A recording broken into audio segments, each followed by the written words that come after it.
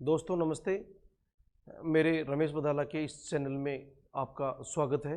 और आज इस कड़ी में अपन बात करेंगे BNSS यानी भारतीय नागरिक सुरक्षा संहिता 2023 के बारे में, जिसने जगह ली है दंड प्रक्रिया संहिता 1973, the code of criminal procedure 1973 का।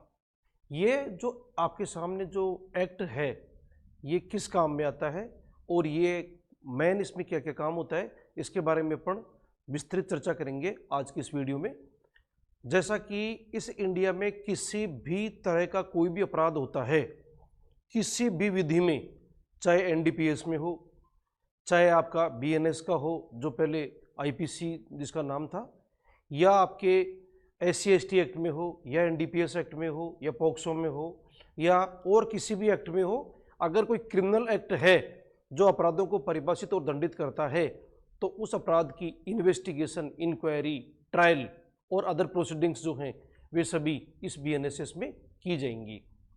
ये बात आप देख सकते हैं। इसके लिए सेक्शन जो 4 और जो 5 है वे दोनों भी इस बात को विस्तृत रूप से बताते हैं आपको कि चाहे किसी भी विधि का कोई भी अपराध हो उसके लिए सारी कार्रवाई सभी है वो इस एक्ट में की जाएगी। इसको अपन यूँ समझें कि जैसे किसी व्यक्ति ने कोई भी कृत्य किया जो आपराधिक कृत्य की श्रेणी में आता है। मान लो A ने B का मर्डर किया जो BNS 2023 के अंदर एक दंडनीय अपराध है, तो उसने मर्डर कर दिया और वो पर्सन आपके सामने खड़ा है। तो अब उसके बारे में क्या करें, इसको सजा दिलवानी अपन को, तो इसको कौन तो अरेस्ट करेगा, कौन FIR देगा, अरेस्ट करने के बाद क्या क्या करेंगे, क्या सबूत इकट्ठा करेंगे, कब इसका मेडिकल होगा, कब ये जुडिशियल कस्टडी में जाएगा, कब ये पुलिस कस्टडी में जाएगा, क्या ये बेल पे छूट सकता है, क्या इसके ऊपर चार्ज कैसे लगाया जाएगा, फिर इसकी ट्रायल कैसे होगी, इन सभी बातों की विस्तृत अगर आपको जानकारी लेनी है या देखना है तो वो सारी बातें यही बताएगा आपका BNSS 2023। और अगर शॉर्ट में अगर बोला जाए कि इंडिया में जितने भी क्रिमिनल लॉज हैं जो अपराधों को डिफाइन और उनके लिए पनिशमेंट की व्यवस्था करते हैं, उनको चलाने वाला, उनका वजन उठाने वाला अगर एकमात्र अधिनियम है तो वो है आपका भारतीय नागरिक सुरक्षा संहिता। दोस्तों अपन इसमें बात करेंगे सबसे पहले जो चैप्टर 1 है, जो प्रारंभिक है, प्रीलिमिनरी है। इस चैप्टर में क्या बताया गया है? इस चैप्टर में बताया गया है कि ये जो BNSS 2023 है इसका पूरा नाम क्या होगा, ये कहाँ पर लागू होगी, ये कब से लागू होगी। इसी चैप्टर के अंदर डेफिनेशंस जो हैं, जो इस एक्ट को पढ़ने के लिए, इस संहिता को पढ़ने के लिए बहुत ज़रूरी हैं, वे सभी इसमें विस्तृत रूप से अलग अलग शब्दों को परिभाषित करके बताया गया है, जिनको बहुत ही सरल भाषा में और उनके प्रैक्टिकल एस्पेक्ट्स के साथ में अपन आगे आने वाले वीडियो में इसकी चर्चा करेंगे।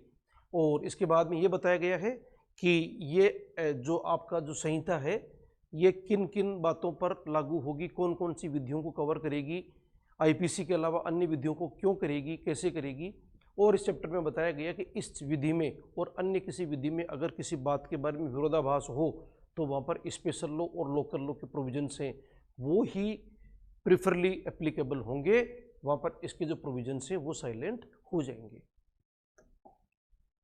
दोस्तों चैप्टर 2 की बात करें, दंड न्यायालयों और कार्यालयों का गठन। आपको जैसे पता है कि इस BNSS को पढ़ने के लिए सबसे पहले हमें जरूरत पड़ेगी एक कोर्ट की।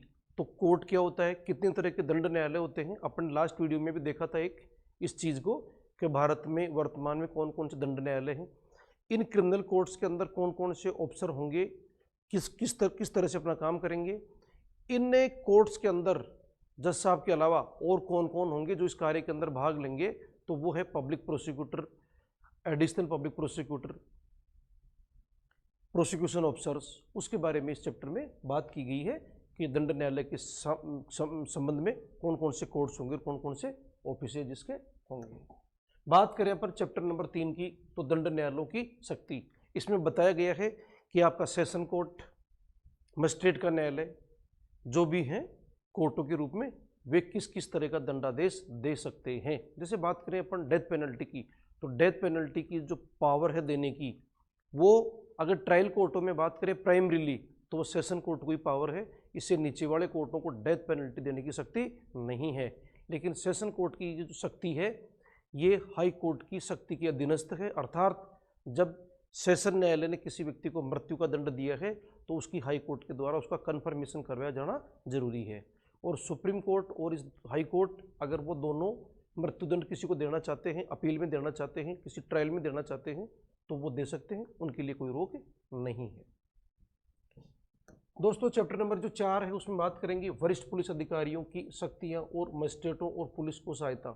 इसमें बात करेंगे कि एक सीनियर पुलिस ऑफिसर है किसी जिले का, उसमें उस जिले के जितने भी एसएचओ हैं, जितने पुलिस ऑफिसर हैं, उनकी सारी शक्ति उसके अंदर वेस्ट रहेगी अपने आप ही, तो वो सारी शक्तियों को यूज कर सकता है जो एक थाने का एसएचओ कर सकता है।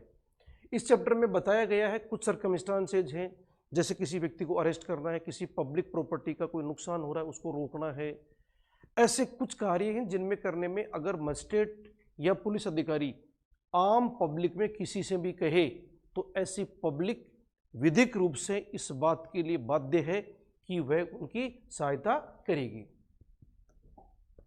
दोस्तों चैप्टर 5 की बात करें तो व्यक्तियों की गिरफ्तारी।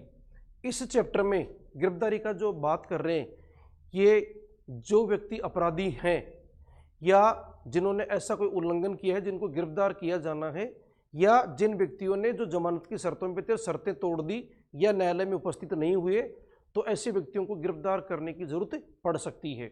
इस चैप्टर में बताया गया है कि पुलिस ऑफिसर्स किसी व्यक्ति को बिना वारंट के कब गिरफ्तार कर सकते हैं, एक प्राइवेट व्यक्ति किसी व्यक्ति को किन परिस्थितियों में गिरफ्तार कर सकता है, एक मजिस्ट्रेट किसी व्यक्ति को बिना वारंट के कब गिरफ्तार कर सकता है, कोई व्यक्ति जिसको गिरफ्तार करने का पुलिस को अधिकार नहीं है, उसका जो आपराधिक कृत्य है वो छोटे लेवल का है, लेकिन पुलिस ने उसको नाम पता पूछा तो वो नहीं बताता है या गलत बताता है, तो उसको भी पुलिस बिना वारंट के गिरफ्तार कर सकती है, केवल इस पर्पज के लिए कि उसका नाम और पता सुनिश्चित किया जा सके। ये सारी बातें इसमें दी गई हैं। आर्मी के ऑफिसर्स हैं, उनको गिरफ्तारी से प्रोटेक्शन दिया गया है, वो भी इस चैप्टर में है। गिरफ्तारी कौन करेगा, कैसे करेंगे, क्या हथकड़ी लगाएंगे या नहीं लगाएंगे, महिला की गिरफ्तारी करनी है वो कैसे करेंगे, गिरफ्तार जिस व्यक्ति को करना है वो भग रहा है आगे आगे पीछे पीछे पुलिस भग रही है, तो पुलिस क्या क्या कर सकती है, इस चैप्टर में इन बातों की भी जानकारी दी गई है। दोस्तों चैप्टर नंबर जो 6 है वो है हाजिर होने को विवश करने के लिए आदेशिकाएं। यानी ये चैप्टर ये बता रहा है कि किसी पर्सन को कोर्ट के सामने बुलाना है, उसकी हाजिर करवाना है उसको, तो इसके लिए कोर्ट क्या क्या कर सकता है। अभी देखते हैं अपन इसके लिए कोर्ट क्या क्या कर सकता है। कोर्ट उसके लिए सम्मन जारी कर सकता है। सम्मन एक तरह से उस पर्सन को, एक कोर्ट का ऑर्डर है जो 2 कॉपी में निकलता है हमेशा, एक कॉपी संबंधित व्यक्ति को दी जाती है और दूसरी कॉपी पर उसके काउंटर सिग्नेचर लेके वापस कोर्ट को भिजवा दी जाती है। इसका मतलब सम्मन की सर्विस यानी सम्मन की तामील हो गई। ये एक पहला ऑर्डर है बुलाने के लिए। जब ये फेल हो जाता है, इसमें नहीं आता है कोई व्यक्ति, तो फिर उसके खिलाफ गिरफ्तारी का वारंट जारी किया जाता है, जो 2 तरह का होता है, बेलेबल और नॉन बेलेबल।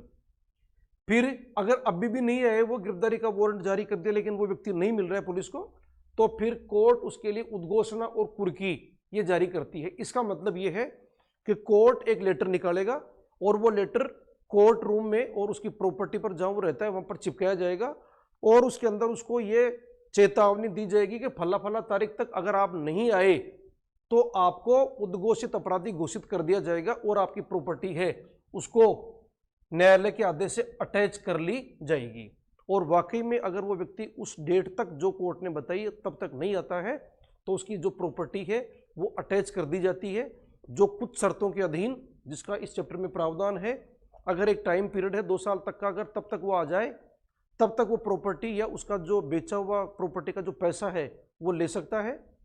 और अगर 2 साल निकल गए हैं तो उसके बाद में उसको प्रॉपर्टी भी नहीं मिलेगी, उसका पैसा भी नहीं मिलेगा और उसके खिलाफ जो स्टैंडिंग वारंट है, गिरफ्तारी का जो वारंट है, वो हमेशा तैयार रहेगा। जब कभी वो व्यक्ति मिल जाएगा तब उसको अरेस्ट करके कोर्ट के सामने पेश किया जाएगा। इसका जो डी पार्ट है, आदेशिकाओं संबंधी अन्य नियम, इसके अंदर जनरल प्रोविजंस बताए गए इसमें कि क्या किसी को सम्मन भेजना है तो सम्मन की जगह या उसके एडिशनल में क्या वारंट भी भेजा जा सकता है। इसके बारे में कुछ साधारण नियमावली आगे इसमें दी गई है। दोस्तों चैप्टर 7 की बात करें तो चीजें पेश करने को विवश करने के लिए आदेशिकाएं। इस चैप्टर में यह बताया गया है कि आपके पास में कोई चीज है जिसकी पुलिस को इन्वेस्टिगेशन में आवश्यकता है, या आपके पास में कोई चीज है जिसको न्यायालय में किसी ट्रायल के अंदर उसकी आवश्यकता है, तो उस चीज के लिए आपको आदेश दिया जा सकता है कि आप ये चीज पेश करें। कौन कौन से आदेश दिए जा सकते हैं इसके बारे में अपन देखेंगे। पेश करने के लिए सम्मन, सबसे पहले उसको सम्मन जारी किया जाएगा कि आप ये चीज इतनी तारीख तक पुलिस के सामने या कोर्ट के सामने लाकर पेश कर देवें। हालांकि पुलिस के लिए सम्मन नहीं होता, पुलिस उसको एक लेटर जारी करती है, नोटिस देती है कि आप ये चीज़ पुलिस के सामने लाके पेश करें। जैसे मान लीजिए कोई प्रॉपर्टी है, जैसे किसी पर्सन के पास में कोई डिस्प्यूट होता है, उसके संबंध में कुछ डॉक्यूमेंट्स भी हैं, वे किसी पार्टी के पास में हैं और पुलिस को डॉक्यूमेंट्स की नीड है, तो पुलिस उस आदमी के संबंध में नोटिस जारी करेगी। दूसरा, तलाशी वारंट। आपको आदेश दिया गया था कि आप चीज़ ला के पेश करें और आप नहीं पेश कर रहे, हठधर्मिता कर रहे कि मैं तो पेश नहीं करूँगा, तो फिर कोर्ट उस संबंध में एक सर्च वारंट इशू करेगा। वहाँ पर पुलिस जाएगी और तलाशी लेगी और तलाशी लेकर उस चीज़ को ढूंढ के ले आएगी। जो इसका सी पार्ट है वो कहता है तलाशी संबंधी साधारण नियम। तलाशी कौन लेगा, कौन कैसे जाएंगे, कितने गवाह होंगे, गवाह कहाँ के होंगे, उनके सामने किस प्रकार तलाशी लेंगे, अगर उस मकान में कोई स्त्री वुमेन रहती है तो उसके संबंध में क्या किया जाएगा, उसको हटने का टाइम दिया जाएगा। उस संबंध में साधारण बातें इसमें बताई गई हैं। और जो प्रकीर्ण है जो लास्ट में डी के अंदर, इसके अंदर इन चीज़ों को पेश करने के बारे में जो साधारण नियमावली है वो बताई गई है। दोस्तों, चैप्टर 8 की बात करें, कुछ मामलों में सहायता के लिए व्यतिकारी व्यवस्था तथा संपत्ति की कुर्की और संपरण के लिए आदेश। ये चैप्टर जो है ये कुछ प्रॉपर्टीज ऐसी हैं, जैसे मान लीजिए कोई प्रॉपर्टी कहीं पर बाहर है, कोई पर्सन बाहर उसका निवास कर रहा है, उसके संबंध में कोई आदेशिका जारी करनी है, तो उन प्रॉपर्टियों के लिए इस चैप्टर में व्यवस्था दी गई है। चैप्टर 9 की बात करें तो परिशांति कायम रखने के लिए और सदाचार के लिए प्रतिभूति। ये चैप्टर क्या कहना चाह रहा है? ये चैप्टर कहना चाह रहा है कि जैसे कोई भी व्यक्ति है और पुलिस को सूचना मिलती है उसके बारे में कि साहब ये कुछ गड़बड़ कर सकता है, कोई अपराध कर सकता है, या ये इस क्षेत्र में शांति व्यवस्था को भंग कर सकता है, या ये व्यक्ति इतना संदिग्ध है कि इसका लग रहा है कि कुछ न कुछ गड़बड़ ये करेगा, तो ऐसी स्थिति में पुलिस वहाँ पर जाती है और जाके और सारा मामला देखती है वहाँ पर क्या है, और अगर अपराध इतना ज़्यादा इतना है कि अपराध तुरंत ही कर देगा तो पुलिस उसको अरेस्ट भी कर सकती है। इस चैप्टर की बात नहीं है, वो एक अलग बात है, अलग प्रोविजन है जो भी चर्चा करेंगे अपन उसकी। तो अगर किसी पर्सन के बारे में अगर पुलिस को शिकायत दी जाती है तो ऐसे व्यक्ति को कार्यपालक मजिस्ट्रेट, एग्जीक्यूटिव मजिस्ट्रेट है, उसके सामने पेश किया जाएगा और उसको पूछा जाएगा कि भाई आपके खिलाफ ये शिकायत आई है, इसकी जांच की जाएगी, इंक्वायरी की जाएगी और इसके बाद में ये तय किया जाएगा कि वाकई में जैसा इसके ऊपर आरोप लगाया गया है कि ये ऐसा संदिग्ध है, ऐसा कर सकता है। उसकी जांच करने के बाद दो तरह की बातें हो सकती हैं कि इसका आचरण सही था और ये सस्पेक्टेड है, तो उसको बॉन्ड भरने का आदेश दिया जाएगा। जो अलग अलग प्रावधानों में ये 1 साल से लेकर 3 साल तक का, जितनी कोर्ट की मर्जी हो उतने टाइम तक ऐसे बॉन्ड भरवाया जा सकता है कि आप पीस मेंटेन रखेंगे, आप कोई अपराध नहीं करेंगे, आप कोई गड़बड़ नहीं करेंगे। और अगर इंक्वायरी के बाद में अगर कार्यपालक मजिस्ट्रेट का कोर्ट ये पाता है कि नहीं ये सूचना में कोई दम नहीं है और ऐसी कोई बात नहीं है, तो फिर उस पर्सन को डिस्चार्ज कर देगा।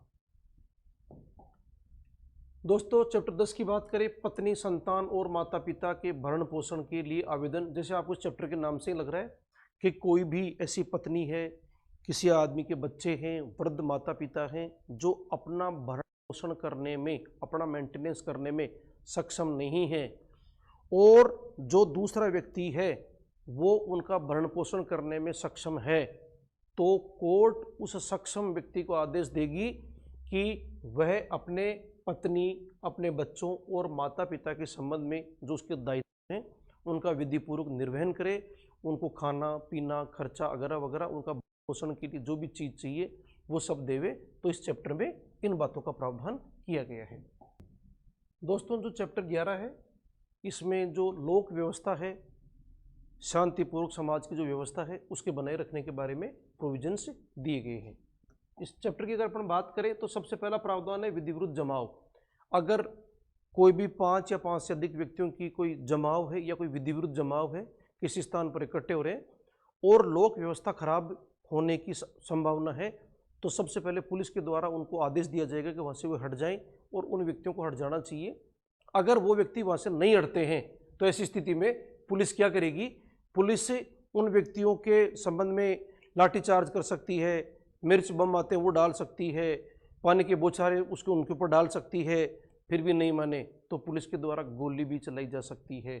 और अगर इससे बात हो जाए, शांति व्यवस्था हो जाए तो ठीक है, नहीं होगा तो फिर पुलिस के सारे कृत्य जब फेल हो जाएं तो आर्मी को बुलाया जाएगा और आर्मी आके उस व्यवस्था की अपना सारा अपने चार्ज में ले लेगी और वहाँ पर जो सबसे हाईएस्ट लेवल का जो कार्यपालक मजिस्ट्रेट, एग्जीक्यूटिव मजिस्ट्रेट है, उसके डायरेक्शन में अपना काम चालू कर देगी। और आर्मी आने के बाद तो कुछ बचता ही नहीं है, पब्लिक को वहाँ से बिल्कुल हट जाना चाहिए, मान लेना चाहिए। अगर नहीं मानेंगे तो आर्मी लास्ट में क्या करती है? सी एंड शूट, देखते गोली मारने के आदेश दे देगी। जो सेकंड इसका पार्ट है वो है पब्लिक न्यूसेंस के बारे में, लोक न्यूसेंस के बारे में। ये क्या कहता है?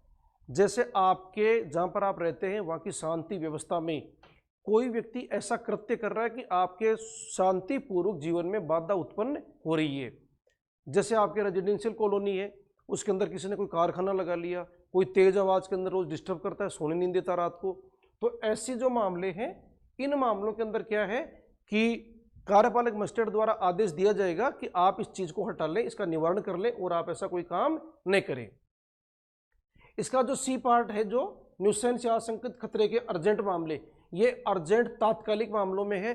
जैसे कहीं पर एक ऐसी सभा हो रही है, ऐसे लोग इकट्ठे हो रहे हैं कि अगर उनको तुरंत नहीं हटाया गया तो अभी यहाँ पर बहुत बड़ा एक पंगा हो जाएगा, यहाँ पर बहुत बड़ी समस्या खड़ी हो जाएगी प्रशासन के सामने।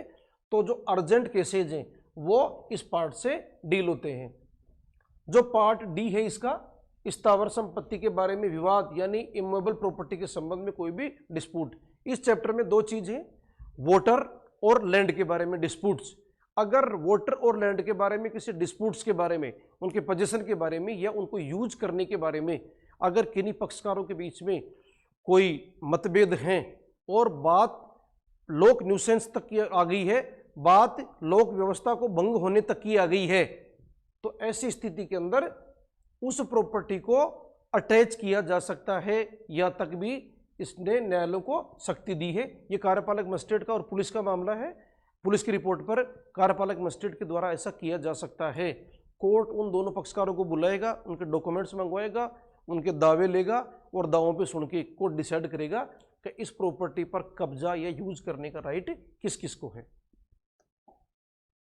दोस्तों बात करें चैप्टर 12 की, पुलिस के निवारक कार्य। ये इसको देखने से लग रहा है कि जहां कहीं पर भी कोई अपराध होने की संभावना है वहां पर पुलिस उस अपराध को होने से पहले प्रिवेंटिव मेजर्स वहां पर अपना कर उस अपराध की रोकथाम कर सकती है। जैसे मान लो कहीं पर कोई एक आदमी है, वो मिलता है और उसके बारे में सस्पेक्टेड ऐसा आचरण है कि इसको अगर आज नहीं रोका गया तो ये रात को कोई मर्डर कर देगा, कोई बड़ा अपराध कर देगा, हीनियस क्राइम कर देगा, तो ऐसे व्यक्ति को पुलिस वारंट के बिना गिरफ्तार कर सकती है। कहीं पर पब्लिक प्रॉपर्टी को डैमेज हो रहा है, वहाँ पर पुलिस उसको रोक सकती है। कहीं पर ऐसा अपराध हो गया तो पुलिस अपना पूरा दम लगा के, पूरा जोर लगा के उस अपराध का आगे बढ़ने से रोकेगी। ये पुलिस के प्रिवेंटिव जो एक्ट्स हैं बहुत इंपॉर्टेंट है और दिल्ली के काम में नियम ये बहुत उपयोगी हैं। बात करें दोस्तों अगले चैप्टर की जो 13 है वह है पुलिस को इत्तला और उनकी अन्वेषण करने की शक्तियाँ। यहाँ से एक नया पार्ट शुरू होता है BNSS 2023 का। किसी व्यक्ति ने कोई अपराध कर दिया है, उसके बारे में अगर उसका अपराध संज्ञेय अपराध की कैटेगरी में आ रहा है। संज्ञेय अपराध वे अपराध होते हैं जिनके अंदर पुलिस अधिकारी को बिना वारंट के गिरफ्तार करने की शक्ति होती है, और ये पर्टिकुलर कुछ अपराध हैं जिनको संज्ञेय बनाया गया है विधायिका द्वारा या फिर उनको असंज्ञेय बनाया गया है। यह न तो कोर्ट के द्वारा किया जा सकता और न किसी पक्षकार के द्वारा, जैसा कानून में BNSS 2023 के शेड्यूल में जैसा लिखा गया है वे अपराध संज्ञेय असंज्ञेय होंगे। तो संज्ञेय अपराध जो हैं उन अपराधों में ही FIR दर्ज होती है। जो अपराध असंज्ञेय हैं उनमें FIR दर्ज नहीं होती। उनमें आपके पास विकल्प है कि आप कोर्ट के पास में जा सकते हैं। वैसे खास बात यह कि संज्ञेय अपराध कोग्निजेबल ऑफेंस में अगर आप चाहें तो आप थाने में FIR कराएं और चाहें तो आप कोर्ट के अंदर इसका कंप्लेंट यानी परिवाद भी कर सकते हैं।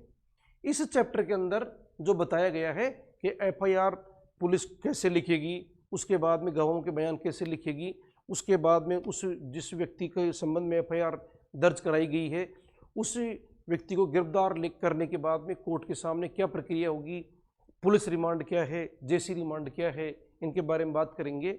और उस व्यक्ति का मेडिकल के बारे में प्रोविजंस है, और ये एक लिमिटेड प्रोविजन है मेडिकल का यहाँ पर। और इस चैप्टर में अगर बात करें तो रैप के जो केसेज हैं उसका जो विक्टिम पार्टी है, जो व्यथित है, जो महिला है, उसके मेडिकल के संबंध में ही यहाँ पर प्रोविजन किया गया है। एक्यूज्ड के संबंध में प्रोविजन पूर्व में बीएनएसएस में किया जा चुका है। इस चैप्टर में जो गया चैप्टर था अपना, वो लास्ट कहाँ तक चलता है, एक एफआईआर दर्ज करने से लेकर उसकी कोर्ट के अंदर उसका जो परिणाम है, फाइनल रिपोर्ट है, जो आपके चार्जशीट के रूप में हो सकती है या नेगेटिव अगर है तो क्लोजर रिपोर्ट के रूप में हो सकती है, वो कोर्ट में सबमिट करने तक है। अब अगर पुलिस ने चार्जशीट पेश कर दी गई है तो उसका क्या करेंगे, कौन सा कोर्ट लेगा, कौन सा कोर्ट नहीं लेगा। तो इसके लिए जैसे मान लीजिए आपके दिल्ली के नॉर्थ इलाके में कोई अपराध हुआ और आप साउथ में जाके कोई सा भी थाना है, सॉरी कोई सा भी कोर्ट है, वहाँ ले जाके आपने चार्जशीट सबमिट कर दी, लेकिन आप ऐसा नहीं कर सकते। ये जो चैप्टर है ये बता रहा है कि किसी भी अपराध की इंक्वायरी और ट्रायल करने के बारे में कौन कौन से कोर्ट का जुरिडिक्शन होगा। तो ये ऐसा है कि प्रत्येक जो पुलिस थाना है उस पुलिस थाने का जुरिडिक्शन तय किया गया है कि आपके थाने के लिए कौन सा कोर्ट होगा। तो उन थानों के क्षेत्राधिकार में कोई भी अपराध होता है तो उस केस की सुनवाई का अधिकार केवल संबंधित न्यायालय को ही है और अन्य किसी न्यायालय को नहीं है। ऐसा कतई नहीं है कि आपकी जहां मर्जी हो वहां आप एफआईआर दर्ज करा दो, आपकी जहां मर्जी हो वहां आप चार्जशीट सबमिट कर दो। सब कुछ ऐसे नहीं चलेगा, हर चीज नियमों में बंधी हुई है। दोस्तों चैप्टर 15 की बात करें तो कार्रवाइयां शुरू करने के लिए अपेक्षित शर्तें। यह चैप्टर बताता है कि कोर्ट अभी ट्रायल स्टार्ट करेगा उससे पहले कुछ रिक्वायरमेंट्स हैं, जैसे कि वो अपराध का कोग्निजेंस लेगा, यानी अपराध के बारे में कार्रवाई किन किन आधारों पर वो चालू करेगा। प्लस इस चैप्टर में बताया गया है कि कुछ केसेज ऐसे हैं जिनके अंदर कुछ फॉर्मेलिटीज़ की आवश्यकता हो सकती है, तो वो फॉर्मेलिटीज़ कौन कौन सी हैं तो वो पूरी होंगी, उसके बाद में कोर्ट आगे प्रक्रिया में उस केस को लेकर आएगा, यानी ट्रायल में जाएगा। चैप्टर 16 की बात करें तो मजिस्ट्रेटों से परिवाद। अभी अपन ने बात की थी थोड़ी देर पहले कि अगर कोई भी संज्ञेय अपराध हुआ तो आपके पास ऑप्शन है पुलिस थाने में जाने का, और अगर असंज्ञेय यानी नॉन कॉग्निजेबल ऑफेंस हुआ है तो आपके पास में ऑप्शन नहीं है, एक ही आपके पास रास्ता है, वह है आप कोर्ट के सामने जाके परिवाद करें। लेकिन संज्ञेय अपराध में अगर आप चाहें और पुलिस स्टेशन को आप चूज नहीं करना चाहते तो आप सीधा कोर्ट में जाके भी परिवाद कर सकते हैं।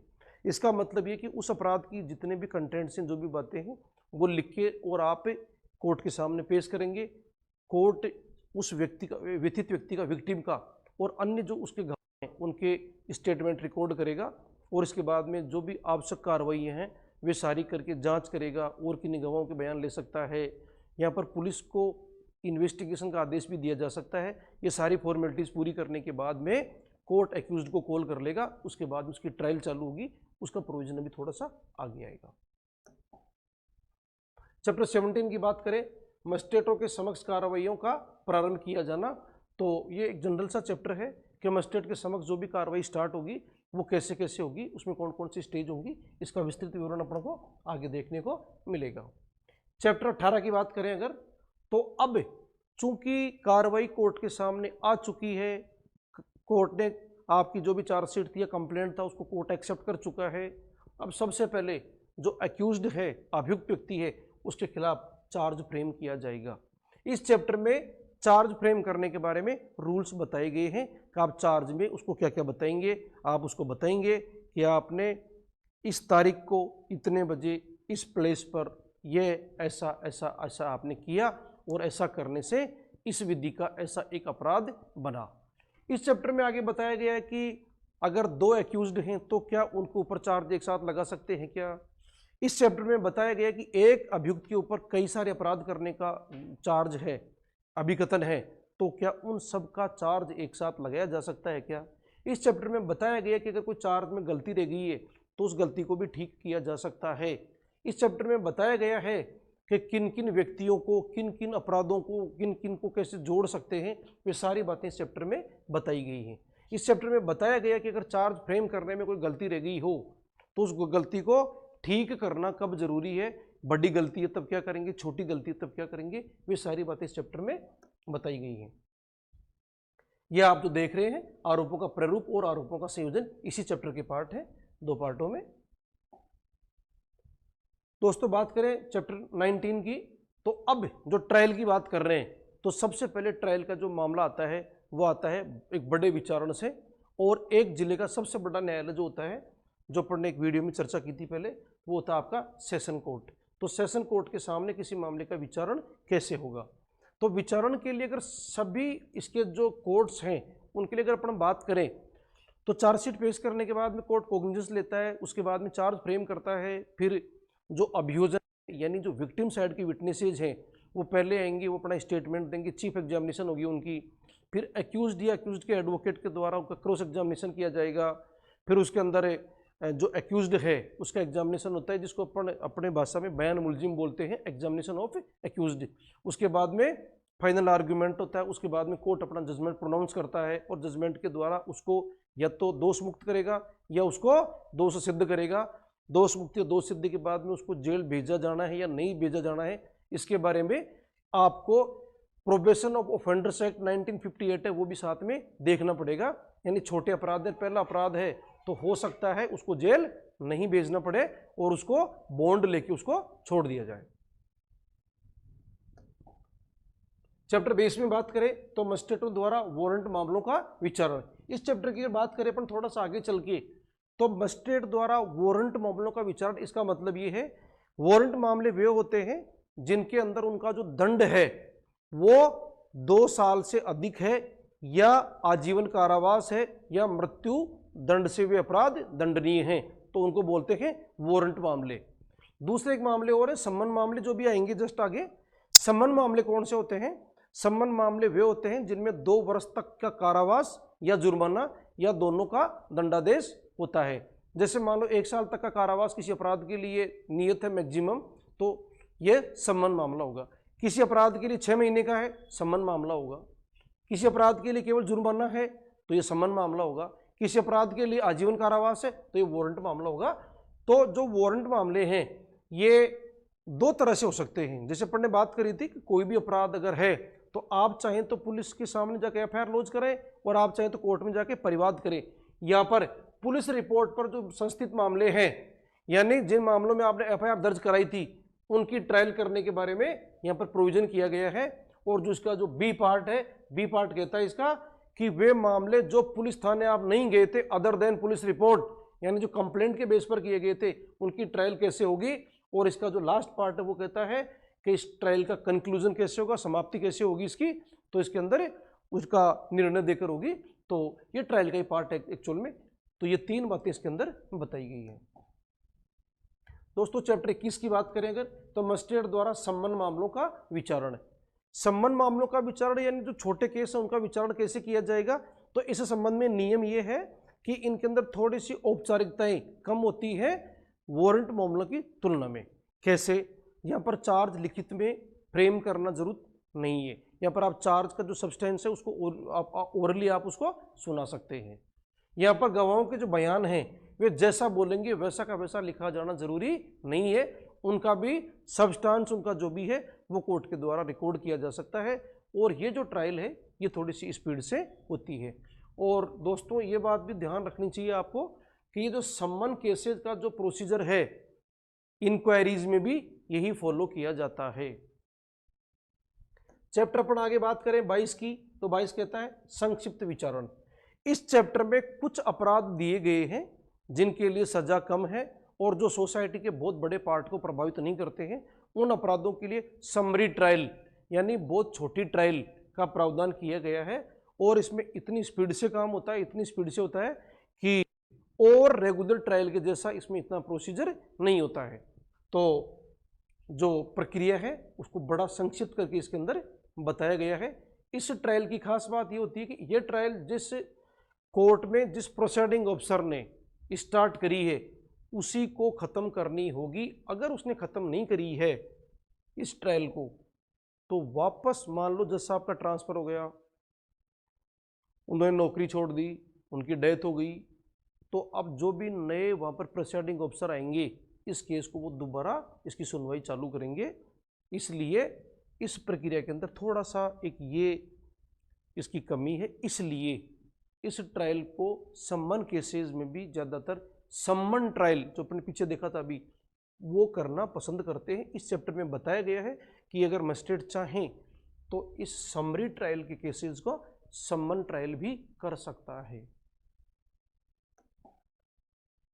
दोस्तों बात करें चैप्टर 23 की, अभिभाषक सौदेबाजी। ये चैप्टर क्या कहना चाह रहा है, कुछ शायद आपको नाम से कुछ समझ में आ गया होगा कि अभिभाषक सौदेबाजी क्या होती है। जब कुछ पर्टिकुलर कुछ छोटे अपराध हैं, अगर वे अपराध किए जाते हैं तो कोर्ट एक्यूज्ड को और विक्टिम पार्टी है उन दोनों को बुलाती है और एक्यूज्ड को कहती है कि भाई ये जो अपराध हुआ है इसको आप कंपनसेट अगर कर सकते हैं तो आप और दूसरी पार्टी दोनों बैठ के बात कर ले। दोनों पार्टी बात करती है, कोर्ट को इन्फॉर्म करती है, फिर कोर्ट इस प्रक्रिया के अंदर आता है और दोनों पक्षों को सुनने के बाद में उसका जो सज़ा है, उसकी जो अपराध के लिए मूल सज़ा, वह सज़ा बहुत ही कम मात्रा में उसको दी जाती है, ये अगर उस पार्टी को कंपनसेट कर देता है तो। यानी अभिभाषक सौदेबाजी यानी प्ली बार्गेनिंग, यानी एक्यूज्ड के द्वारा और विक्टिम पार्टी के द्वारा बार्गेनिंग करके इसमें एक कंपनसेशन की राशि तय की जाती है, जिसके आधार पर उसकी सज़ा कम हो जाती है। लेकिन कुछ अपराध हैं महिलाओं के विरुद्ध, देश की आर्थिक सामाजिक स्थिति के विरुद्ध, कुछ बड़े ऐसे अपराध हैं जो बहुत बड़ी क्लास को प्रभावित करते हैं, उनमें इस चैप्टर के प्रोविजन से एप्लीकेबल नहीं होगी। चैप्टर अपन 24 की बात करें तो कारागारों में परिरुद्ध या निरुद्ध व्यक्तियों की हाजिरी। इस चैप्टर में बताया गया है कि जैसे मान लीजिए आपके एक कोर्ट के अंदर कोई प्रक्रिया चल रही है और एक व्यक्ति है जो उसके अंदर कोई भी गवाह है या उसके खिलाफ कोई प्रोसीडिंग चल रही है और वह जेल में बंद है, तो उस व्यक्ति को न्यायालय के आदेश से कैसे कोर्ट में बुलाया जाएगा? क्या हर व्यक्ति को कोर्ट कहे तो उसको आना पड़ेगा क्या?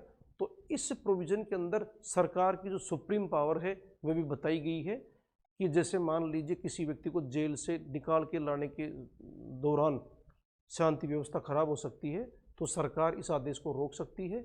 और आज के टाइम की अगर अपन बात करें तो वीडियो कॉन्फ्रेंसिंग का जब से टाइम आया है और जब से प्रोविजंस आए हैं तब से ये ज़्यादा समस्या आती नहीं है। किसी व्यक्ति को अगर लाने में तकलीफ हो रही है तो ऑडियो वीडियो इलेक्ट्रॉनिक मीन्स के द्वारा वो वहाँ से जेल में जो उसका बना हुआ है वहाँ पर वो खड़ा होगा और सारा का सारा वीडियोग्राफी के द्वारा काम हो जाएगा। इसलिए वो प्रोविज़न इस बात के लिए बहुत ही ज़्यादा इम्पोर्टेंट है। बात करें चैप्टर 25 की 25 की, जांचों और विचारणों में साक्ष्य। ये चैप्टर बताता है कि सम्मन मामलों में, इंक्वायरी के केसेस में, वारंट मामलों में और जो सेशन ट्रायल के केसेज हैं उनमें साक्ष्य कैसे लिया जाएगा। विटनेसेज का, विटनेस आया तो कौन कौन से मामलों में पूरा साक्ष्य लेखबद्ध किया जाएगा, जैसा बोल रहा है वैसा का वैसा, कौन से मामलों में उनका सब्सटेंस लिखा जाएगा, क्या यहाँ पर कोर्ट किसी एविडेंस को क्वेश्चन आंसर फॉर्म में भी लिख सकता है क्या, और या उसको पूरा एक पैराग्राफ के पार्ट के रूप में लिखना पड़ेगा। ये एविडेंस जो है उसका जो उसने बताया उसको रिकॉर्ड करने के बाद, लिखने के बाद में उसको पढ़कर सुनाया भी जाएगा। अगर वो भाषा नहीं समझता है तो वो ट्रांसलेट करके दूसरी भाषा में लिखा गया है तो उसको ट्रांसलेट करके उस भाषा में समझा जाएगा। इस चैप्टर में आगे अपन देखेंगे चल के, तो इसमें यह भी बताया गया है कि जो सेकंड पार्ट है साक्ष्यों की परीक्षा के लिए कमीशन। जैसे मान लीजिए कोई विटनेसेज ऐसा है जो, जैसे आज बात करें अपन राजस्थान में बैठे हैं अपन, जैसे मान लो जयपुर में कोई कोर्ट है और किसी विटनेस को बुलाया और विटनेस आसाम का रहने वाला है, उसका वहाँ पर पता किया तो ये पता चला कि वो विटनेस यहाँ नहीं आ सकता, इतना बुजुर्ग है कि वो हवाई जहाज़ में या ट्रेन में या पर्सनल गाड़ी में यात्रा नहीं कर सकता, वो बेड रेस्ट पे है। तो उसका एविडेंस अगर केस में बहुत इंपॉर्टेंट है तो अब क्या करें उसके लिए? तो उस कोर्ट, इस केस के लिए यहाँ का जो कोर्ट है जयपुर का, इसमें ये पार्टी जो बताएंगी क्वेश्चंस वो लिखेगा और इसका एक कमीशन तैयार करेगा और ये भेज देगा आसाम का जो चीफ जुडिशियल मजिस्ट्रेट का जो कोर्ट है वहाँ पर। फिर वो वहाँ की कोर्ट या तो उस व्यक्ति को बुलाएगी या वहाँ के जो मजिस्ट्रेट साहब हैं वो उस व्यक्ति के पास घर पे जाएंगे, उसकी उन प्रश्न उत्तरों के आधार पर सारी बातें लिख के और उसको सील्ड करके और वापस इस कोर्ट को भेज देंगे। ये कहता है साक्ष्यों की परीक्षा के लिए कमीशन। बात करें चैप्टर 26 की, जांचों तथा विचारणों के बारे में साधारण उपबंध। इसमें कई सारी बातें, कई सारे बहुत साधारण नियम बताए गए और बहुत ही इंपॉर्टेंट प्रिंसिपल जो इस पूरे BNSS के हैं वो इसी चैप्टर के अंदर बताए गए हैं। जैसे साधारण नियम है कि अगर किसी व्यक्ति को एक अपराध के लिए एक बार दोष मुक्त या दोष सिद्ध कर दिया गया है तो उसकी दोबारा ट्रायल नहीं होगी। इसमें बताया गया है कि जैसे कोई भी व्यक्ति है, उसकी पैरवी कोर्ट के अंदर विक्टिम पार्टी की कौन करेगा, सरकार के द्वारा उसको एक पब्लिक प्रोसिक्यूटर अवेलेबल कराया जाएगा। कोई व्यक्ति गरीब है, अपना एडवोकेट नहीं कर सकता, तो उसको फ्री में गवर्नमेंट उसको हेल्प करेगी इस कानूनी सहायता के रूप में। कोई कंपनी अगर एक्यूज्ड है तो उसकी कार्रवाई कैसे की जाएगी। कोई अपराधी है, 4 अपराधी हैं, उनमें एक सरकारी गवाह बनना चाहता है तो कैसे बनेगा और क्या बनेगा। और किसी मामले में कोई गवाह का नाम छूट गया है, कोई गवाह नया उसमें ऐड करना है तो वो इसमें कैसे करेंगे। किसी मामले के अंदर किसी आदमी ने बताया था कि साहब 4 आदमी ने अपराध किया है मेरे साथ में और चार्जशीट 2 के खिलाफ ही आई है, और जब ट्रायल में वह पार्टी कहती है कि टोटल आदमी 4 थे तो 2 कहाँ गए, तो उन 2 व्यक्तियों को कोर्ट में गवाहों के द्वारा दिए गए कथनों के आधार पर भी अभियुक्त के रूप में ऐड किया जा सकता है। और इस चैप्टर में ये बताया गया है कि जैसे मान लो कोई कोर्ट किसी अपराध की ट्रायल कर रही है और जैसा आपका ट्रांसफ़र हो गया तो अब उसका जो एविडेंस जो लेकर गया था, छोड़ के गया था, जो कार्रवाई करके गया था, क्या इसके बेस पर दूसरे वाले जज साहब भी कार्रवाई कर सकते हैं क्या। तो इसमें कहा गया कि पार्टली एक जज द्वारा और दूसरे जज या मजिस्ट्रेट के द्वारा कोई कार्रवाई है तो उसको संचालित और कंप्लीट किया जा सकता है। दोस्तों चैप्टर 27 है, अनसाउंड माइंड जो पर्सन है उनके बारे में इस चैप्टर में प्रोविजन किया गया है। और इस पूरे चैप्टर का सार ये है कि जब कोई एक्यूज्ड कोर्ट के सामने जाके खड़ा होता है और कोर्ट को ये बता दिया जाता है, ये साबित कर दिया जाता है कि ये व्यक्ति अपना खुद का डिफेंस करने में कैपेबल नहीं है, तो उसकी प्रक्रिया एक बार के लिए रोक दी जाएगी। और जो इनका इलाज करते हैं, जो चिकित्सक, मनोचिकित्सक वगैरह वगैरह, जो अनसाउंड माइंड पर्सन का ट्रीटमेंट करने के लिए जो हॉस्पिटल बनाए गए हैं, वहाँ से डॉक्टर से इसके बारे में राय ली जाएगी, उसका वहाँ पर परीक्षा होगी। और अगर वो वहाँ का हॉस्पिटल ये ओपिनियन देता है कि ये वाकई में अभी तक अपना डिफेंस करने में कैपेबल नहीं है, तो इस व्यक्ति को सरकारी संस्थान में या अगर कोर्ट उचित समझे तो उसके घर वालों के साथ में भेज दिया जाएगा। और जब तक ये पूर्णतः ठीक नहीं होगा तब तक इसकी ट्रायल आगे नहीं चलेगी। इस चैप्टर में ये बताया गया है। चैप्टर 28 की बात करें दोस्तों तो न्याय प्रशासन पर प्रभाव डालने वाले अपराधों के बारे में उपबंध। इस चैप्टर में ये बताया गया है कि कोर्ट्स के दौरान, कोर्ट्स के प्रोसीडिंग के दौरान, कोर्ट के अंदर अगर कोई आदमी कुछ पर्टिकुलर अपराध हैं अगर वो कर देवे, जैसे किसी व्यक्ति ने कोर्ट के अंदर फोर्जरी कर दी, कोर्ट का आदेश नहीं माना, किसी पब्लिक सर्वेंट ने कोई ऑर्डर किया था वो नहीं माना, तो उनके बारे में, प्रक्रिया के बारे में विशेष नियम दिए गए हैं कि या तो जिस पब्लिक सर्वेंट का ऐसा ऑर्डर नहीं माना गया है या उसके ऑर्डर के संबंध में कोई अपराध किया गया है, या तो वो कंप्लेंट करे कोर्ट में, या अगर अपराध कोर्ट में हुआ है तो वो जो कोर्ट है जिसके सामने ऐसा कार्रवाई हुई है उस कोर्ट के प्रिसाइडिंग ऑफिसर वह दूसरे न्यायालय में इसके बारे में कंप्लेंट करेंगे। इस चैप्टर में ये बताया गया है। दोस्तों चैप्टर 29 की बात करें तो जजमेंट के लिए कहता है कि जब आपका सारा काम हो गया, आपने चार्ज लगा दिया, आपकी विटनेसेज आ गए, आर्ग्यूमेंट हो गया, सब कुछ हो गया, तो आपको जजमेंट सुनाएगा। जजमेंट कैसे सुनाएगा, क्या जो एक्यूज्ड है उसका जजमेंट में सामने कोर्ट के होना ज़रूरी है क्या। अगर कोई जैसे 10 एक्यूज्ड थे, एक नहीं आया तो भी कोर्ट जजमेंट सुना सकती है। जजमेंट के अंदर क्या क्या बातें बताई जाएंगी, बताया जाएगा कि आपको इस अपराध से दोष मुक्त एक्विटल कर दिया गया है, या आपको अगर कन्विक्ट किया गया है तो बताया जाएगा कि आपको इन इन धाराओं में और इस विधि की धारा में, जैसे कोई सी भी धारा है, जैसे 103 BNS के अधीन, धारा 3 SC/ST act, 19/54 Rajasthan excise act, कौन से एक्ट में किस धारा में आपको कन्विक्ट किया गया है, आपको सेंटेंस दिया जा रहा है, वे सभी इस चैप्टर में बताए जाएंगे। तो जो कंप्लीट जजमेंट है, जजमेंट की सारी बातें इस चैप्टर में बताई गई है। चैप्टर 30 की बात करें तो ये कहता है मृत्यु दंडादेशों का पुष्टि के लिए प्रस्तुत किया जाना। दोस्तों भी शुरू में अपन ने एक बात की थी कि सेशन कोर्ट को मृत्यु दंडादेश देने के बारे में क्या पावर है, जहां पर अपन ने ये बात की चर्चा की थी, इस बात की कि किसी पर्सन को डेथ पेनल्टी अगर दी जा सकती है तो कोर्ट्स की बात करें, रेगुलर ट्रायल की बात करें, नीचे वाले कोर्टों की बात करें, तो यह शक्ति केवल सेशन न्यायालय को है। लेकिन इस दंडादेश का उच्च न्यायालय के द्वारा कन्फर्मेशन करवाया जाना जरूरी है। तो कन्फर्मेशन कैसे होगा, इसको कैसे सुनेंगे, क्या ये दोबारा एविडेंस भी ले सकते हैं क्या, इस बारे में विस्तृत रूप से इस चैप्टर 30 में चर्चा की गई है। चैप्टर 31 की बात करें तो ये अपीलों के बारे में कह रहा है। अपील का मतलब क्या होता है, किसी पर्सन को आपने सजा दे दी या किसी को आपने एक्विटल कर दिया, या तकलीफ ये हो रही है कि इसको सजा तो दी लेकिन सजा कम दी गई है, तो इन बातों के बारे में अपील करने का अधिकार विक्टिम पार्टी का भी है। और स्टेट केस है तो स्टेट को तो होता ही होता है, और एक्यूज्ड को भी, खुद को भी, अगर उसको कन्विक्शन किया है, सजा दी है, तो उसको भी अपील करने का अधिकार दिया गया है। तो अपील करने के लिए आप कौन कौन से अपीलेट कोर्ट होंगे, मजिस्ट्रेट ने कोई ऐसा कोई आदेश दिया है तो उसके खिलाफ सेशन कोर्ट होगा। कुछ मामले ऐसे हैं जहाँ मजिस्ट्रेट के खिलाफ सेशन कोर्ट न जाकर आपको सीधा हाई कोर्ट ही जाना पड़ेगा। अगर सेशन कोर्ट ने कोई जजमेंट दिया है, उसकी अपील करनी है, तो उसके लिए आपको हाई कोर्ट जाना पड़ेगा। अगर हाई कोर्ट ने कोई ऑर्डर किया तो उसके अगेंस्ट में इस BNSS के प्रोविजंस और कॉन्स्टिट्यूशन के जो प्रोविजंस हैं उन दोनों के अकॉर्डिंग प्रावधान किया गया, दोनों जगह आप उसकी अपील भारत के उच्चतम न्यायालय में करेंगे। तो इस संबंध में इस चैप्टर में प्रावधान किया गया है। जब किसी पर्सन को इस चैप्टर के अंदर मान लीजिए अपीलेट कोर्ट के सामने बात आती है कि जब तक अपील चल रही है तब तक उस पर्सन को बेल पे छोड़ा जाए, तो उसका प्रावधान भी इसी चैप्टर में है। बात करें 32 चैप्टर की तो ये है निर्देश और पुनरीक्षण।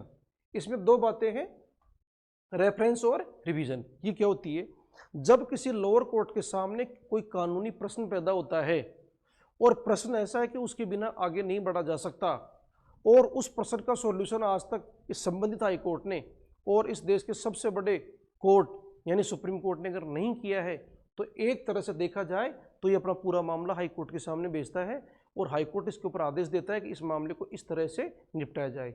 अगर रिवीजन की बात करें तो रिवीजन किन केसेज में होता है, जिन केसेज में अपील का प्रोविजन नहीं है वहाँ पर आपको रिवीजन मिलेगा, और रिवीजन एक अपील की तरह ही होता है, इसका नाम अलग है। और दूसरी बात, ऐसा कोई भी ऑर्डर है, ऑर्डर की अपील लिमिटेड ऑर्डर है BNSS में जिनकी अपील की जा सकती है, अदरवाइज जनरली बात करें तो ऑर्डर्स की अपील नहीं होती। तो ऑर्डर्स के लिए भी आपको ये जो आपका रिवीजन का रास्ता है यही आपको चूज करना पड़ेगा।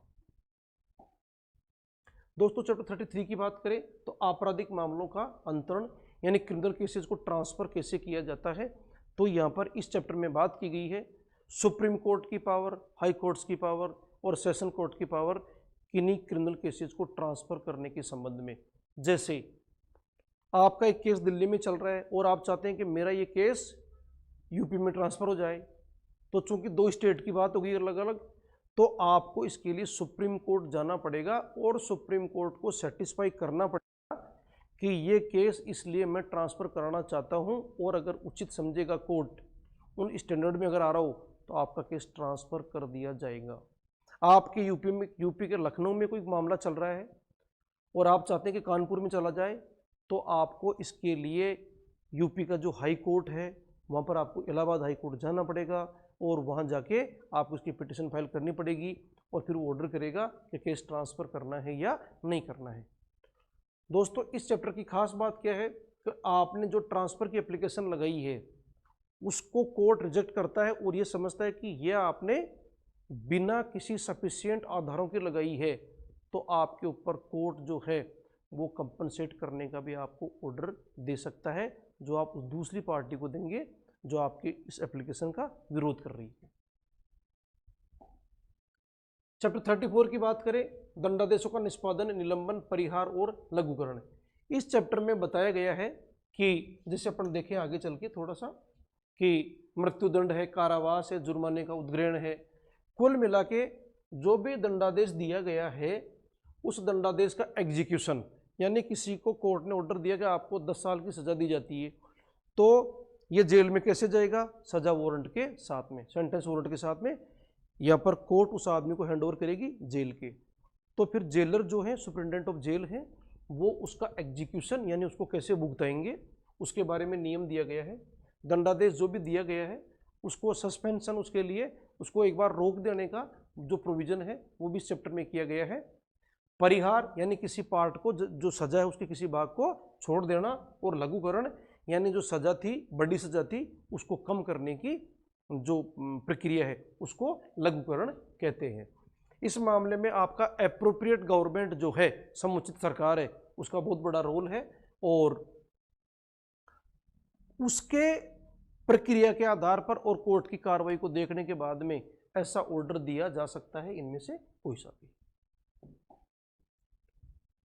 ये अपन ने देख लिया। चैप्टर 35 की बात करें, जमानत और बंद पत्रों के बारे में उपबंध, यानी बेल और जो बॉन्ड्स हैं उनके बारे में जनरल प्रोविजन इस चैप्टर में बताए गए हैं।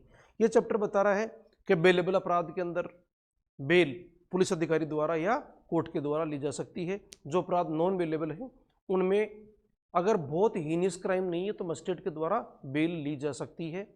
इस चैप्टर में बताया गया कि अगर मजिस्ट्रेट के द्वारा बेल नहीं ली गई है तो सेशन कोर्ट और हाई कोर्ट को जमानत के बारे में असीमित अधिकार है, तो वे जमानत ले सकते हैं। जमानत लेंगे तो कौन कौन से आपके ऊपर शर्तें लगाएंगे।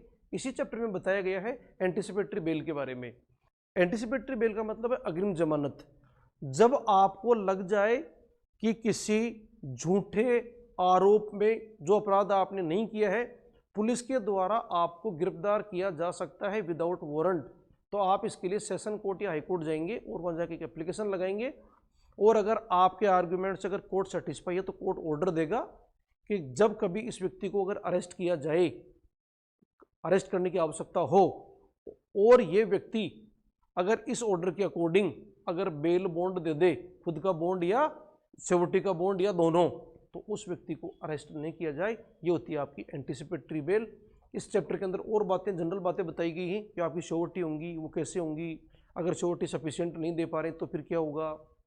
इस चैप्टर में जो खास बात जो बताई गई है, बड़ी इंपॉर्टेंट बात जो अभी नए रूप में भी आई है इस चैप्टर में, कि अगर किसी अपराधी ने कोई अपराध किया है और उसका ये फर्स्ट ऑफेंस है और उसने अपने जो पूरा दंड है उसका, मान लीजिए 9 साल का पूरा दंड है, तो 1/3 दंड अगर इसने जेल के अंदर भोग लिया है, बिता दिया है, और इसकी ट्रायल कंप्लीट नहीं हुई है, तो इस व्यक्ति को जमानत पर छोड़ दिया जाएगा जब तक कि कोर्ट का कोई विशेष ऐसा मना करने का कारण नहीं हो। और अगर कोर्ट नहीं छोड़ता है तो उसको रीजन्स इसके बताने पड़ेंगे। तो बेल के बारे में और जो प्रोविजंस हैं कि कोई श्योरिटी मर जाए, उसके बारे में कोई श्योरिटी हटना चाहे, उसके बारे में जनरल प्रोविजंस भी इस चैप्टर में बताए गए हैं।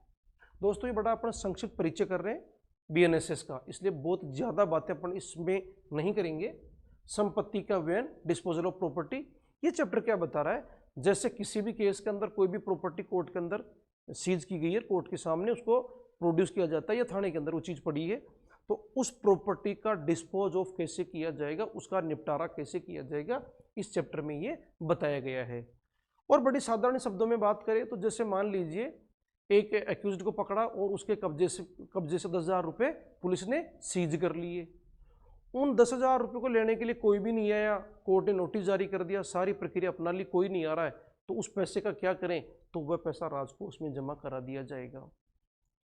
एक मर्डर के केस में पुलिस ने इन्वेस्टिगेशन के अंदर एक गन, बंदूक सीज करी थी और उस व्यक्ति के पास थी जिसके पास लाइसेंस नहीं था, तो इस बंदूक को जो आर्म्स का डिपार्टमेंट है सरकार के पास में, उसको कोर्ट के आदेश से दे दी जाएगी। किसी व्यक्ति के पास में कोई मिलावटी चीज़ मिली है, अश्लील वस्तुएं चीज़ें मिली हैं, उनका क्या करेगा, ये उसके मालिक को वापस नहीं लौटाई जाएंगी, बल्कि कोर्ट इनको डिस्ट्रॉय करने का ऑर्डर देगा। तो इस चैप्टर के अंदर प्रॉपर्टी के डिस्पोजल के बारे में प्रोविजंस किए गए हैं। दोस्तों चैप्टर 37 की बात करें तो यह है अनियमित कार्रवाइयाँ, इरेगुलर प्रोसीडिंग्स, यानी अपन ने इतनी बीएनएसएस के इतने प्रोविजन देखे, लास्ट में एक बात आती है कि छोटी मोटी गलती रह जाए तो इस चैप्टर में 2 पार्ट किए गए हैं टोटल, कि आपके अगर किसी कार्रवाई के दौरान कोई गलती रह गई, कोई कमी रह गई है, तो क्या ये गलती इतनी बड़ी मानी जाए जिसे सारी प्रक्रिया कोई ख़त्म कर दी जाए और नई सिरे से की जाए, या छोटी गलतियां अगर हैं तो कोर्ट इसके बारे में कोर्ट कहेगा कि छोटी गलती थी, कोई बात नहीं, इसको अवॉइड करके आप आगे चलिए। तो इस तरह की जो गलतियां हैं, जो अनियमितताएं हैं, उनका ट्रायल पर क्या प्रभाव पड़ेगा। एक्यूज्ड के साथ बहुत बड़ा अन्याय हो गया है ऐसी गलती के कारण, वो कुछ समझ नहीं पाया क्या चल रहा था, वो एक बात के भरोसे था और बात दूसरी थी। जैसे छोटी सी बात करें, एक आदमी के ऊपर 2 मर्डर के केसेस के चार्जेस लग रहे हैं, तो इस केस में तो गवाह आ गए, इस केस में आ गए इसके गवाह, तो ये तो सारा ही गड़बड़ हो गया। तो इस मामले का तो जो भी ऑर्डर जजमेंट हुआ है उसको खत्म करना पड़ेगा, क्योंकि बहुत बड़ी गलती है। तो इस चैप्टर में इन बातों के बारे में बताया गया है। चैप्टर जो 38 है, यह है कुछ अपराधों का संज्ञान करने के लिए परिसीमा। इसका अपन ने एक शॉर्ट वीडियो डाल रखा है अपने चैनल के ऊपर, जिसमें पूरा विस्तृत रूप में समझाया गया है। यह बताता है कि कुछ जो अपराध हैं, उनकी अपराध के संबंध में आपको कोर्ट के पास जाना है, और कोर्ट में जाने के 2 तरीके हैं। या तो पुलिस जो रिपोर्ट दर्ज कराई थी उसका परिणाम कोर्ट के सामने है, या अगर प्राइवेट कंप्लेंट करनी है तो आप कोर्ट के सामने जा रहे हैं, तो आप कोर्ट के सामने कब तक जाएंगे, या पुलिस की जो चार्जशीट है वो कब तक आ जानी चाहिए, ताकि कोर्ट उसमें आगे सुनवाई कर सके। उसके लिए 3 साल तक के जो अपराध हैं उनके लिए यहाँ पर इसमें लिमिटेशन का जो पीरियड है वो तय किया गया है। जैसे जो अपराध केवल जुर्माने से दंडनीय है उनके लिए 6 महीने का टाइम तय किया गया है। जो अपराध 1 साल तक के कारावास से दंडनीय है उनका लिमिटेशन पीरियड 1 साल तय किया गया है। जो अपराध 1 साल से ज़्यादा और 3 साल तक हैं उनके लिए 3 साल तक का लिमिटेशन तय किया गया है, और इससे बड़े जो अपराध हैं उनके लिए लिमिटेशन का कोई प्रोविजन यहाँ पर लागू नहीं होता है। चैप्टर 39 है प्रकीर्ण, लास्ट चैप्टर है। इस चैप्टर के अंदर इस BNSS के बारे में जो कुछ नियम हैं वो बताए गए हैं, और सबसे इम्पोर्टेंट अगर नियमों की बात करें तो जैसे आर्मी के कोई मामला है, आर्मी के ऑफिसर ने किया है तो उसकी ट्रायल आर्मी कोर्ट भी कर सकती है, तो आर्मी की कोर्ट करे या ये कोर्ट करे। और सबसे खास बात, हाई कोर्ट की जो अपने इनहेरेंट पावर्स हैं, जो उसकी अंतर्निहित शक्तियाँ हैं वो बताई गई है। अर्थात इस चैप्टर के अंदर ये बात बताई गई है कि इस पूरी BNSS के पूरे प्रोविजन पढ़ने के बाद में अगर किसी समस्या का समाधान नहीं मिल पा रहा है और जस्टिस करने के लिए वो बात आवश्यक है, तो कैसा भी ऑर्डर हाई कोर्ट दे सकता है। हाई कोर्ट के अलावा ये पावर नीचे वाले कोर्टों को नहीं है, और ऐसा ऑर्डर सुप्रीम कोर्ट के द्वारा दिया जा सकता है, लेकिन वो संविधान कॉन्स्टिट्यूशन के प्रोविजंस में है। BNSS में उसका कोई प्रोविजन ऐसा नहीं है। और इस चैप्टर का जो सबसे लास्ट सेक्शन है 531, वो ये बताता है कि जो केसेज वर्तमान में चल रहे हैं उनका क्या होगा, और जो केस अब नए दर्ज होंगे उनका क्या होगा, और जो पुरानी इंक्वायरी, अपील, रिवीजन चल रही थी उनके बारे में कैसा बर्ताव किया जाएगा, क्या नए कानून से शासित होंगी या पुराने से, उसके बारे में विस्तृत नियम इसके अंदर दिए गए हैं। इनके बारे में अपना अलग से चर्चा करेंगे। तो दोस्तों, यह था अपना BNSS 2023 का संक्षिप्त परिचय, जिसके अंदर अपन ने मुख्य रूप से अध्यायों में बांट के ये चर्चा करने की कोशिश करी है, इसका परिचय किस प्रकार से है और ये क्या क्या कार्रवाइयाँ इसके अंदर दी गई हैं। नमस्ते दोस्तों, थैंक यू।